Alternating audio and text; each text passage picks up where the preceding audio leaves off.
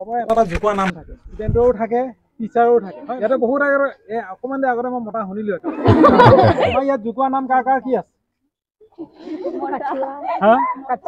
হাৰিয়া, বাহুবলীৰ পৰা আদি কৰি বহুত আছে, গোটেইখিনি আছে ইয়াত। আৰু এজনী ছোৱালীয়ে যদি আমাৰ আগত কৈ দিয়ে ভাল লাগিব।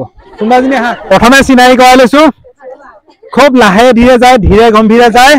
তেওঁৰ নাম হৈছে কৈ দিয়া কাছুৱা। আজি গোটেইখিনিৰ লগত হাঁহি ধেমালি ফূৰ্তি কৰিম, কিন্তু হাঁহি ধেমালি ফূৰ্তি কৰাৰ আগত আপোনালোকক এটা কথা কৈ থওঁ যে দেখিছে অকল প্ৰেক্টিচ কৰি ইয়াতে ক্ষান্ত থকা নাই। এটা নহয়, দুটা নহয়, তিনিটা নহয়, 4টাকৈ ট্ৰফি এইটো ছিজনতে তেওঁলোকে লাভ কৰিবলৈ সক্ষম হৈছে। আচলতে তেওঁলোকে অৰ্জন কৰিছে। সম্পূৰ্ণতা আমাৰ মাজত আছেই আৰু কেইবাগৰাকী ব্যক্তি আমাৰ মাজত আছে। তাৰ আগতে পুনৰ আগৰ টপিকটোলৈ ঘূৰি যাওঁ। কি কি নাম কৈছিলা সিহঁতৰ? নানি, হাৰিয়া, মটা, বগী, আচ্ছা, নাম কালা গোলাপ, বেল। চবৰে নামবোৰ শুনিলে, কিন্তু দেখাই নিদিওঁ আৰু নহ'লে আকৌ আইডেণ্টিফাই হৈ এনেকুৱা ৰজাদিনীয়া অঞ্চলত আমি আছোঁ, নাহৰকটীয়া। আগতে আপোনালোকে শুনিছে যে কঁঠালগুৰি, শিমলুগুৰি, কিন্তু ইয়াত মই আগতে এটা প্ৰশ্ন কৰিছিলোঁ, নাহৰ ইয়াত গছ খুব আছে নেকি যে ইয়াৰ নাম নাহৰকটীয়া হ'ল? যদি নাজানে, ইয়াৰ আগতে ব্লগ এটা আছে, মই লিংকটো তলত ডেছক্ৰিপশ্যনত দি দিম, চাই ল'ব। আৰু ৰজাদিনীয়া মানুহ এজনে পাইছোঁ, কোঁৱৰ, তেওঁৰ নাম হৈছে পলাশ কোঁৱৰ। নমস্কাৰ, মোৰ নাম শ্ৰী পলাশ কোঁৱৰ। মই নাহৰকটীয়া ক্ৰীড়া সন্থাৰ বৰ্তমানৰ সাধাৰণ সম্পাদক আৰু সভাপতি আছে আমাৰ শ্ৰদ্ধাৰ জগদীশ ৰাজ কোঁৱৰ। তেওঁৰ এটা এসময়ৰ মানে হকী খেলুৱৈ। আমি গোটেই কথাটো হ'ল যে হকী বুলি ক'লে, অসমৰ হকী বুলি ক'লে নগাঁও আৰু নাহৰকটীয়া আহে বেচিকেলি। আৰু হকী নাহৰকটীয়াৰ মূল কাণ্ডাৰী হৈছে আমাৰ শ্ৰদ্ধাৰ সমুদ্ৰ দা, এইটো স্বীকাৰ কৰিবই লাগিব।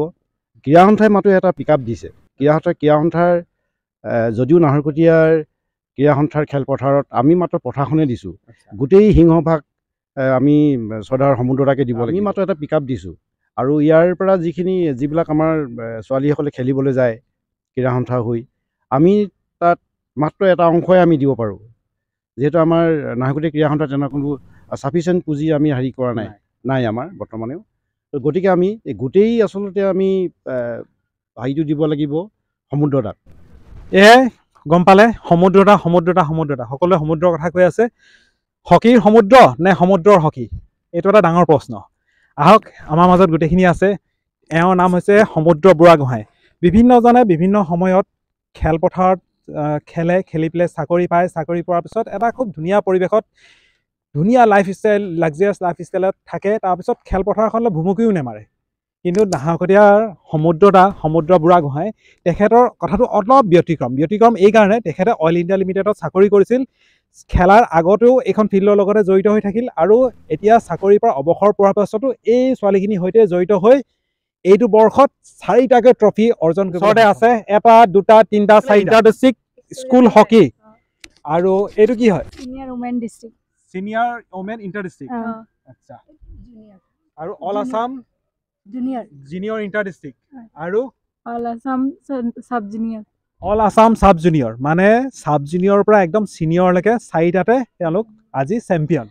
এয়াই নাহৰকটীয়া ছোৱালী একতা। আৰু তেওঁলোকে ইয়াত ইমান ধুনীয়াকৈ খেল প্ৰেক্টিচ কৰি পেলাই একেলগে এটা ছিজনতে 4টাকৈ ট্ৰফি অৰ্জন।